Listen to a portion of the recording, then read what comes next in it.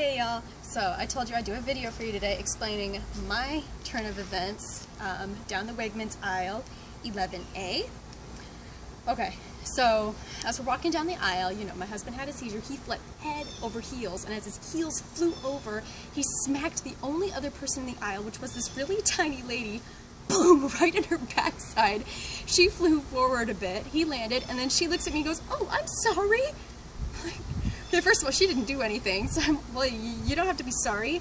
I said, "Don't worry about it, he's about to have a seizure." "Oh, well, should we help him up?" And I'm thinking to myself, well, what good is it to help him up if he's just gonna have a seizure?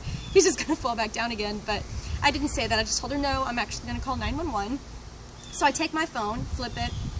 Yeah, I got an old phone, but whatever. So I'm calling 911. At that moment, these men in blue come walking down. They kneel beside my husband, and they start trying to talk to me. And I'm on the phone with 911, and they're asking me questions. So I'm trying to talk to her, and they're asking me questions. So I'm talking to them, and the lady on the receiver's going, "Don't talk to anybody. I'm trying to talk to you." I said, "Yes, ma'am, I'm trying to talk to you."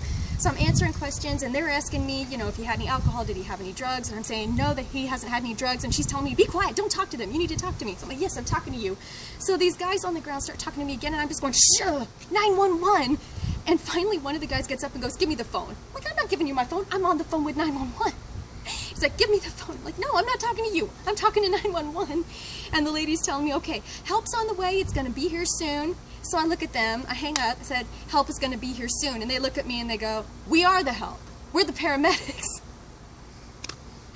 They happened to be shopping while we were there, and they got the call in, and they were like an aisle over from me and came rushing to where I was. And you're just not used to being on the phone, and all of a sudden, poof, there's the paramedics. They're right there. I didn't even think to look at their shirts or their badges or any of that stuff because I was on the phone with 911. And so they tell me, you know, they're the paramedics, and I look at them, I'm like, "Why didn't you just take my phone from me and tell me this?" So they're on the ground helping my husband, and I'm like, okay, am I going in your, you know, stupid lady of the day report? And I'm not sure if I did or not, but one of the guys looks at me and goes, "I remember you. Yeah, he's the guy that had the seizure in the church down the road. I remember you." I went, oh great, what a day to be remembered as the stupid lady in the Wegmans aisle. So I didn't exactly invite them to church. But it was just funny to be remembered. I was in sweats. I kind of looked grubby, and you know, at church I had my hair nice. I had a nice dress on and all that. But anyway, so that's my version of events, and Brian's doing fine now, and I'm sure Wegmans will remember us from now on, and the paramedics are getting to know us by name. I just need to remember them because, you know, apparently they go poof and they're right there sometimes, which is actually wonderful. All right.